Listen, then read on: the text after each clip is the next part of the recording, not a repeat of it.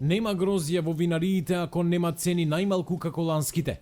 Вака се заканија тиквешките лозари денеска, откако и 2 недели по средбата со министерот договор нема. Од Сдруженијето напредни лозари ги повикуваат сите производители на грозје да не наберат ниту зрно, додека винариите не се откажат од најавата грозјето да го купуваат по цени пониски од минатогодишните. Подготвени се да ја жртвуваат целата реколта, но како што велат, еднаш за секогаш да стават крај на лозарската голгота. Слушнав дека некои винари имат објавено цени пониски од ланските по 5, по 6 денара и тоа значи нас не загрижува и така да ќе ги молам лозарите се додека не вклучиме договор со владата, со винариите да не носат грози.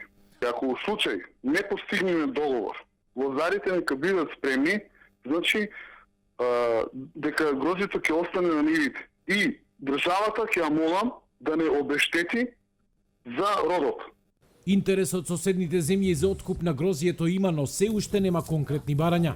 Лозарите се разочарани од Министерството за земјоделие, кое на последната средба во Кавадарци пред 2 недели вети дека ќе организира средба со винариите на која ќе им укаже дека треба да имаат коректен однос кон своите партнери земјоделците, да формираат цени кои нема да бидат навредливи за трудот на земјоделецот.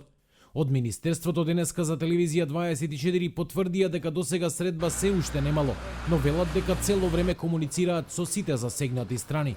Министерството за земјоделство, шумарство и водостопанство е во постојана комуникација со лозаропроизводителите и со винарските визби. Во најскоро време ќе биде организирана средба.